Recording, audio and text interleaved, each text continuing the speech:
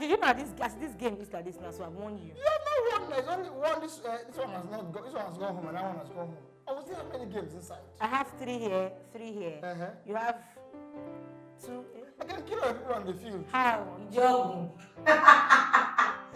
Hey. Okay, this is out already, right? Yes. And one of that is out. So the 2 are out. I'm supposed to use. Must I use the 5? I think I should. You can't do anyone away. Let me just pray that you get 6. Because I've traveled to. Thank God. You have just killed me. 1, 2, 3, 4, 5, 6. Okay, babe, somebody's asking. It says, how did you guys stay attractive to each other? I think the guy is trying to say, how have you guys stayed attractive or attracted to each other or attractive for each other over the past He didn't mention if it's physical attraction or... What just say it's all around attraction. Yeah. Oh, well, for me, it's not been very easy. Physically, I have to keep fit.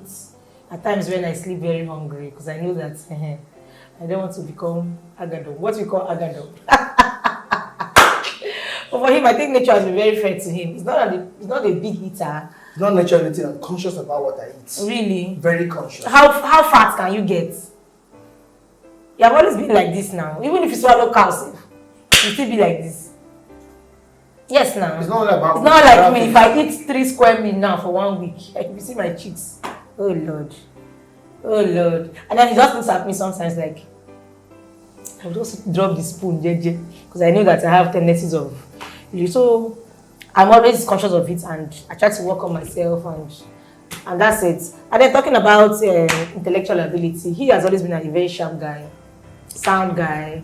And that was the reason, one of the reasons why I got attracted to him, because of his intellectual ability. The guy no book, and he keeps getting better. He keeps getting better. I've watched him metamorphose. My God. Okay. I think my key secret is this. The chase was hard. I remember the days, months and years leading to our whole relationship on the chase and all this stuff. It was hard. There were nights when I cried. There were many things. So I would always say, Inya, calm down. Like I always say, she moved from being the girl of my widest fantasy to my everyday reality. So I have never lost sight of the days I prayed, I cried, and I wished she was mine. Oh, so, yeah. Yes. So when things go south and sour, I remind myself that this is that girl I could give the world for. So once I bring back that memory, this is that same girl that I wished. In fact, I could just say, God, give me this one and nothing else.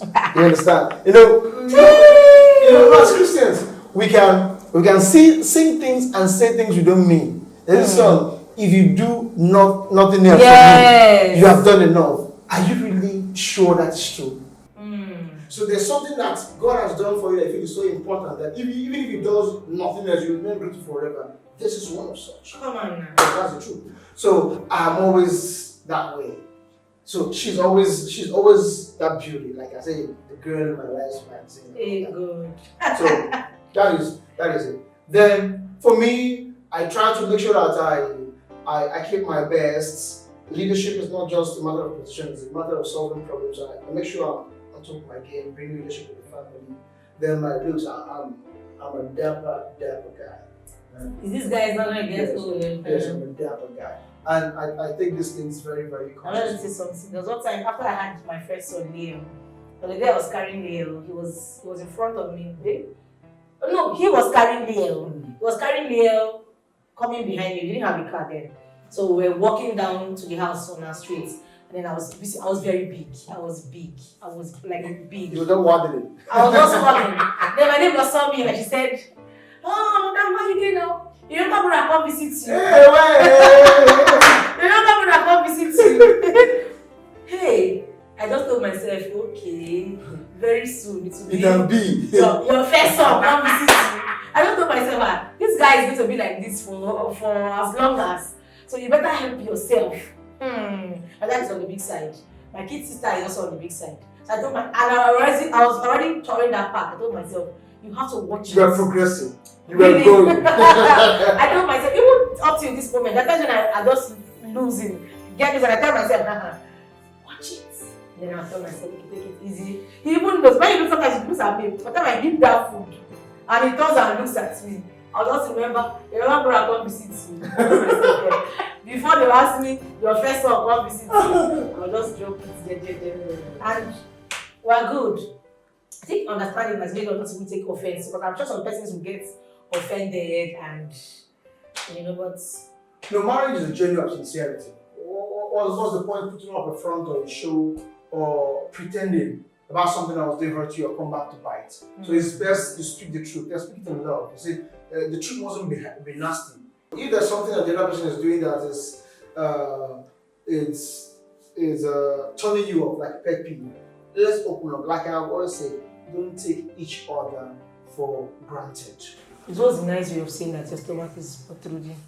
Tell me one nice way of saying your stomach is growing beyond proportion. I don't know. Figure what's for you. But just stay sincere. Stay sincere. Do the thing, especially ladies to the guys. Of course, men are visually triggered, so be sure you want to stay chic and fit. But man, you can't marry a size 16 and expect her to now progress or digress to size 12. Know what you're going for. Know what your tendencies are. Be sure this is because physical is good, all around is good. Be a woman of wisdom, of content. When you interact, let there be mental interaction between the two of you before any other thing. Just make yourselves proud. Yeah. Hope you not cheat me. Why? How now? Okay, me cheat you how? Play, you. 6-5. Yo. 6-5. Marry, who's this? That's me. Well, get out of here. I'm not here. This is where I am. Here.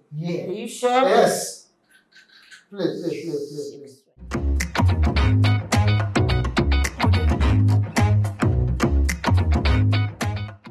Oh yeah, job 4 for 8. 8. 1, 2, 3, 4, 5, 6, 7, 8. Okay, let's have it. 1, 2, 3, 4, 5, 6. And then faith, you may give. Okay, sorry. no, babe, there's another question here.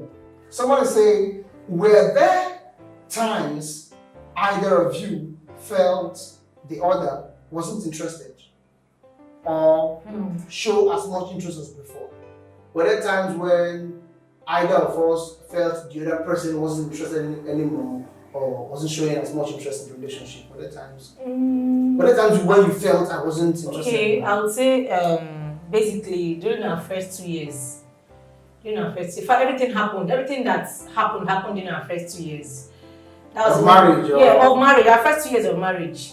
That was the only time I had reasons to doubt if he was really interested in this thing. And I think in episode 2, you gave reasons why you behaved the way you did, because of all the uncertainties, you were not financially stable and a lot of everything that goes through a man's head, Here is a young woman who you got out of her father's house. How can I feed her and all of that? I think those are the reasons you gave in episode 2. For me, between the third year and now, sincerely, it's been very good. I've not had any reason to doubt or wonder if you're still interested. What about you in our courtship days? Courtship days, I know you were a lover boy, you wanted me. No. Courtship days, I gave it to you, man. Okay, Those days, I remember you kneeling down, flowers, and those days, kneeling down and singing, lover boy, invited it. So, I don't think. But okay, one thing that helped us very well during our dating days was that the two of us knew what we wanted. We were in this mutually. So there was no reason for one person to act as if he was doing the other person a thing. Yeah. So this was the girl I wanted. I was madly in love with her head over heels. And I was in this because I wanted to be with her. And same. So there was no hard to get, complex chase kind of things. We were just loving each other and being happy about it. Our first 1 or 2 years of marriage was a roller coaster, many things, of course. That's usually the psychologists of marriage therapy say that those are the risky areas, those early days, for so many reasons. It can be financial instability, it can be emotional immaturity, it can just be the new turn of events and all that. So those were the only times when you felt to say, oh, this are you sure that we're not going to dump sheep. But God has been very, very gracious with me. Very well. It's late, you know, are you sure?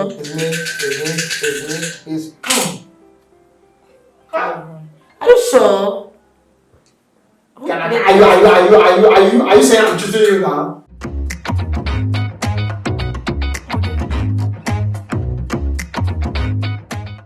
Okay, but it's not possible. Wait, sorry. Oh no. Yeah, you hate it. Okay. There's another question here. It says, was financial responsibility to your parents or relatives ever an issue at any point? Financial responsibility to our parents, yes. Oh well. Relatives. I have just one sibling. She's graduated. Look at this, it's 8-4-4. Please don't distract me. I say it. She's graduated and she's self-employed and so that's like my one responsibility. Then my parents, my mom is not the asking type. My mom will never ask for anything. No matter how whatever it, she doesn't ask, and I took after her. Mom doesn't ask. Then my dad, okay, your guy.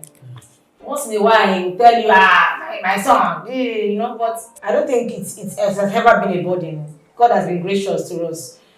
The best we can, we take care of them. And then he has a lot of siblings. I think you should answer for yourself. Okay.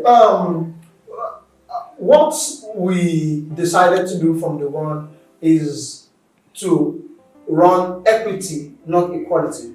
Okay. I mean, she has just one younger sister. That's the only sibling she has. I have a lot of siblings. So if we say, okay, let's give X amount to, okay, my father is dead, my mother is alive. So if you say, let's give X amount to my parents and same to your parents, it will be equal but not equitable. You understand? So based on a budget of what we can afford per time, we give based on need.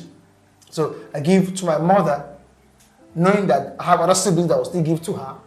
Then I give to her parents, knowing that there are two of them and we are the only two. Okay, let's say our younger sister had to help and support them. Okay, our father is still in a job, so I mean, just augment. And there are two reasons why you should give to your parents. Number one, out of honor. Number two, out of need. But never out of compulsion. Okay. Africa, Nigeria, especially. Okay, they say the extended family is the African tax or taxation system, and poverty has a roots in our extended family system because most times it has a way of pulling people down. You see a young man who just graduated, who is trying to figure out life, and then he has to carry the burden of parents, of siblings. They don't train you, come train others. By extension, I mean your parents trained you, so you now come on. So you see somebody who has 5 siblings. The father may be late, and he's the first child. So after he gets his first job, he has to train 4 people through university. So he never consolidates. It's a huge problem. And that thrives on emotional blackmail. So I advise you against it. 2 people on the floor can't stand up at the same time. One has to be able to stand up, gain balance, then lift the other. Sure. So as much as you love your family, you want to help them and do all this stuff, but be sure that in helping your family, you are not going back to the dungeons of poverty. True. One person has to be stable first. So, and our generation must not repeat the same thing. So at old age, you not become the albatross on to our children. But give to your parents is a part of the honor that you owe them. Then give to them because they need it. Or if they need it. There are some parents who are doing very well who don't need it, but still give to them because of honor. That your father is a millionaire doesn't mean you don't come and, pay respect, honor him and give to him. But where they are financially incapacitated and they are in dire need of these things, give to them. Then for those of us who are on the budget, who are being all principled and all those stuff, your principles and budget end when it's a matter of life and death. If, God forbid, any of your parents or siblings are sick at the point of death or critically ill in the hospital and they require money, that's the time when you have to drop all whatever restrictions and save the situation. Aside that, don't be cajoled into impulsive giving because they're giving, you must give other people. 2 people who are poor can't help themselves. So in our family, we've done giving based on equity, we've done it based on a budget, based on convenience, because we have our immediate family to our children and our own family to raise. So that's what our advice. But it's not like, okay, you give your mama, you don't give my mama, meaning you gave to your mother, you didn't give to my mother. We try to be open. It's very important to understand this thing. So now, see, when I'm giving to my mother, I'm hiding, so my wife will not say I'm giving to my mother. Try and stay open. You knew what you were getting married to. Just playing. Why are you the one always playing after the talk? Please, before we answer the question, you drop the henna.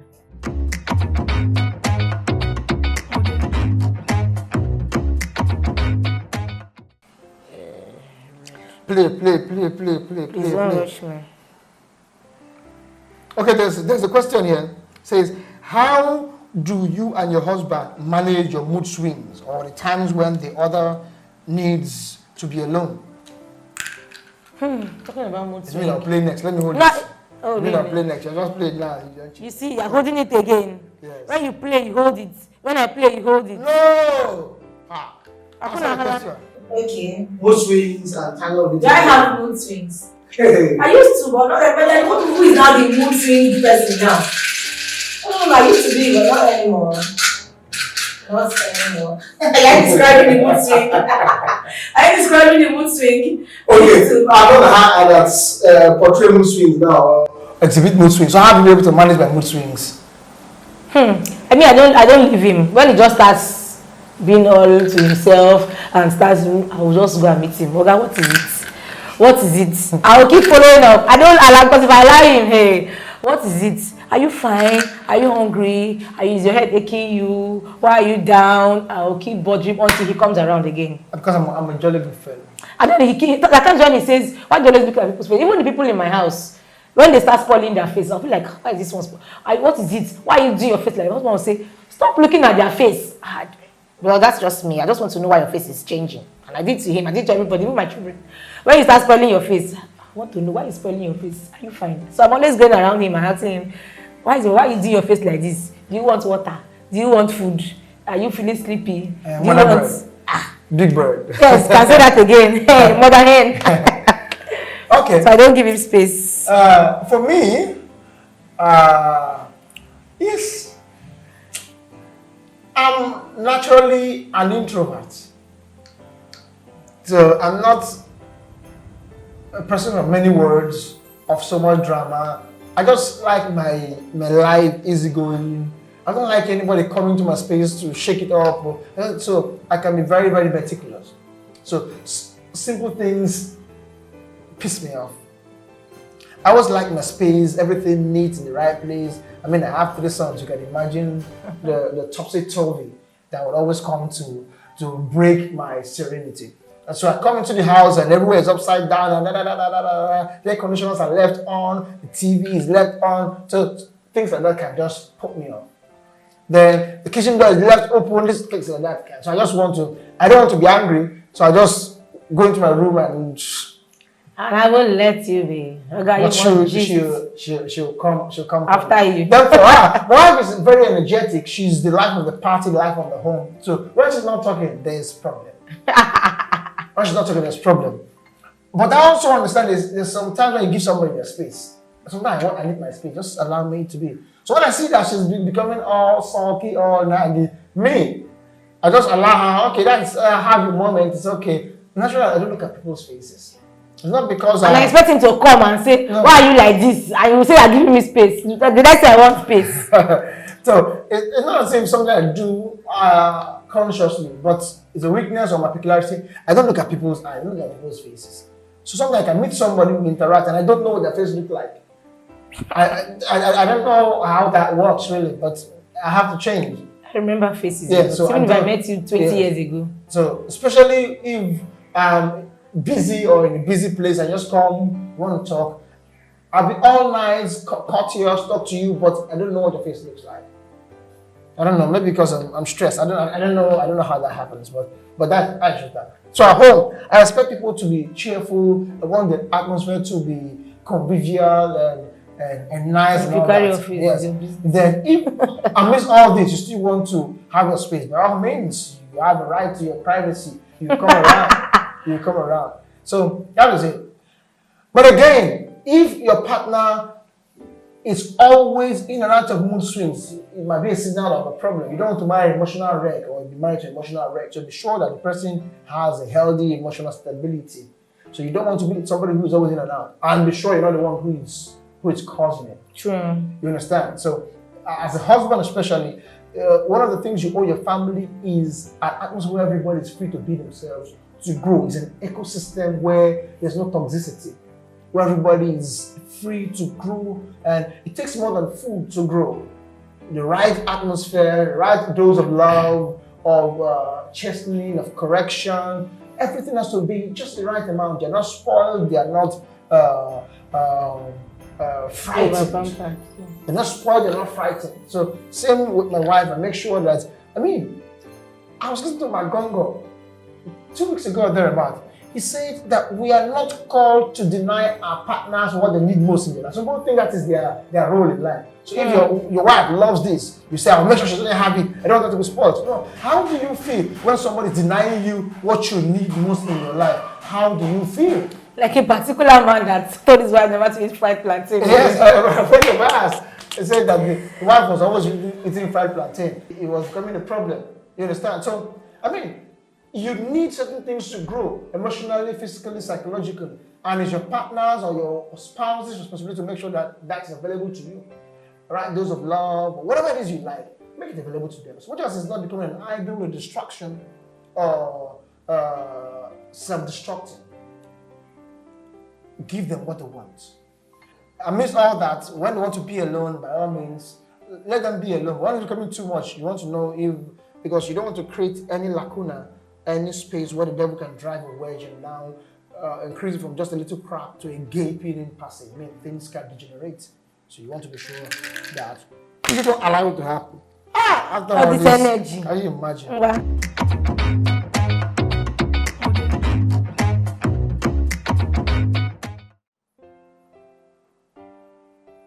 1, 2, 3. Montana. 3. Just 2 out, so. Then 2. But there's another question here. It says, how important is friendship before marriage? How important is friendship before marriage? Woo! Just allow it. 6-3. Okay, we're answering. That's Friendship before marriage. Friendship before marriage. Before my game. For me, I think friendship is the ultimate. I've seen people go through stuff in marriage. I've seen marriage mess people up. And I wonder,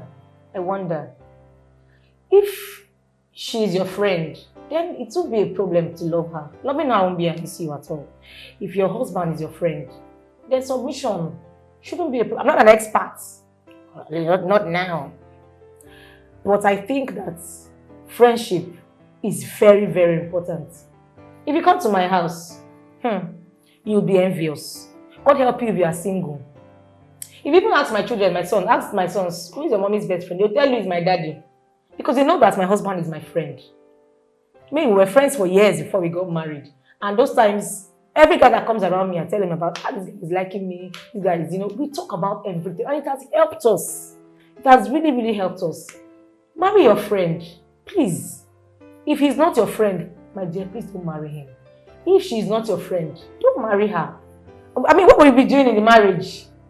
That marriage will hit you. And I think it's friendship. Friendship is what you would hold on to when you come to that crossroad. This is very important. Please marry your friend.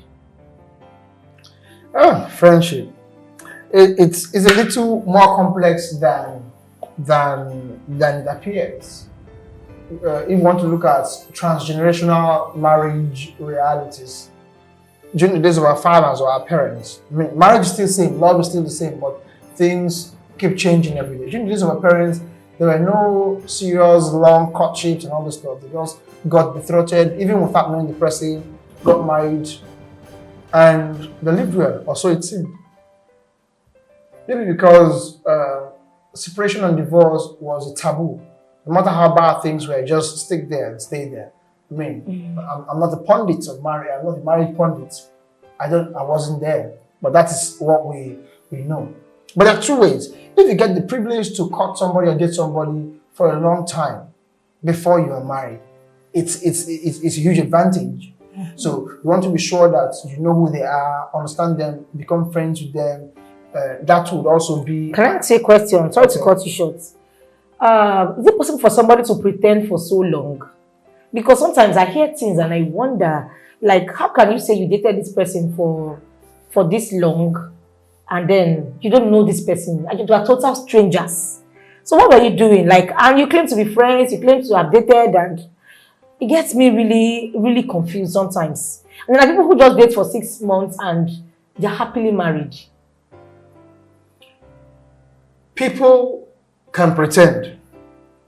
People are professionals at pretending. That's one. So, but if you are real during your courtship or dating period, there are triggers. Now, if you ask the right questions, you will definitely get the right answers. If you're looking out for the right pointers and you're not carried away or distracted by the superficial things, you're able to see those signals. They might not be there in black and white, but they'll always be signals. So you're supposed to be intelligent. Look out and get signals. But there's what we call character mutation. People who were sincerely and honestly good. They were the right people. There were no pretenses. You got married to them. And during the course of the marriage, certain things happen. And there's this mutation in their character. They become mutants. They become a different thing altogether. People who were intrinsically and really good become bad. It happens. Not because we're pretending. It happens. Sometimes things trigger it. Things can trigger it, yes. Because if you want to look at mutation biologically, there are things either a cellular activity, something that happens in the cell and something triggers, and then there's a mutation like cancer or the malignancy, things just go into... yes, that's the cancer is a form of mutation. I mean, when a cell will refuse to stop growing like it should, I mean, there's a mutant, then it becomes malignant and now puts the whole body into confusion. I mean, that's the layman's explanation. So things happen in people's character. Either a shock, a trauma, something happens and there's a mutation in their character. And somebody who was once really good now becomes bad. So we won't say the person was pretending. These things happen. So I believe there are helps out there, counseling, professional, psychological, behavioral, spiritual, to cope with these things. But when you have the privilege, be sure you are friends with the person that you are with and you want to get married to. Know who they are. Be free with them. Let's drop the pretenses and the drama. Let's be our real selves. So the person knows who you are and what he wants to marry. Let him know what you really like. Not like, oh, I love you, I can go to the moon, I can eat shit for you. You cannot eat shit. Let the person know, I don't like this, and that. So the person knows you have an issue, and this is what the person cannot put up with. When you don't get married, you don't have the other part of marriage to do, because in marriage there's a lot of putting up with, enduring, forbearance, forgiving, and growth. You understand? So it's important. Like I would always say, yes, you can marry somebody the way they are, but you can't stick with them for long the way they are. There has to be growth. There has to be growth. So when you're friends with somebody, you know who they are, and you know all, you can't know everything about everybody. But you just know enough to want to live with the person and keep knowing, keep loving, keep forgiving, and keep becoming friends. Let the bond of friendship be preserved at all costs in the marriage. Because like you rightly say, when the chips are down, the friendship is what you go back to. Yes, be open, talk about anything and everything. You have to be mature. Let your soul grow. Let your mind be transformed. Let it become, there has to be maturity. You can't stay a child forever.